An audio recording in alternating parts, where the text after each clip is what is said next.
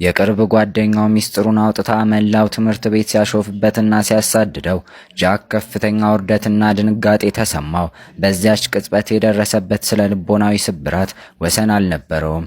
በንዴትና በሐዘን ተሞልቶ እያለቀሰ በሩጫ ከትምህርት ቤት ወጣ። ወደ ቤት እንደደረሰም በቁጣ ተሞልቶ በቤቱ ውስጥ የሚገኙትን ዕቃ ሁሉ መሬት ላይ በመጣልና በመሰባበር ቁጣውን ለማብረድ ሞከረ። ያ ቀን የሁሉ ነገር ማብቂያ እንደሆነ ተሰማው። ከዚያን ቀን ጀምሮ ጃክ ወደ ትምህርት ቤት መሄዱን ሙሉ በሙሉ አቆመ። ራሱን ከክፍል ውስጥ ዘግቶ ከውጭው ዓለም ተለይቶ በቪዲዮ ጨዋታ ውስጥ መደበቅ መረጠ።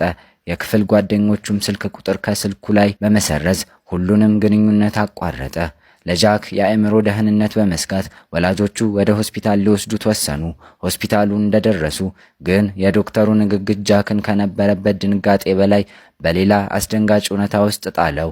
ዶክተሩ እውነቱን ሳይሸሽግ ሲናገር እናቱ ለዓመታት ሲሰጡት የነበረው መድኃኒት የመንፈስ ጭንቀትን ለማድከም ሳይሆን ኤስትሮጂን ወይም ሰውነትን በኃይል ወደ ሴትነት የሚቀይር መሆኑን ገለጸ።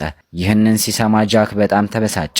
እሱን የለወጠውና እንዲህ አይነት ስቃይ ላይ እንዲያጣለው ራሷ እናቱ ያሴሩት ሴራ መሆኑን ሲረዳ ማመን አልቻለም ነበር። ተከታታይ የሕክምና ምርመራዎችን ካደረጉ በኋላ ጃክ ተስፋው ሙሉ ለሙሉ ተሟጠጠ።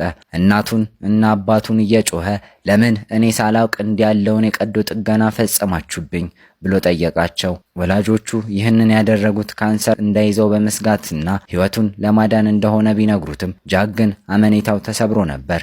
ይባስ ብሎ ዶክተሩ ይህንን ሁሉ ያደረገው ለሕክምናው ዓለም ስኬትና ዝናን ለማግኘት ብቻ እንደሆነ ሲረዳ የሰውነቱ ባለቤት መሆኑን አጣ። በመጨረሻም የተሰበረውን መንፈሱን ለመደበቅ ጃክ ወደ አበባ መሸጫ ሱቅ ሄዶ የአበባ እቅፍ ገዝቶ ለእናቱ ሰጠ።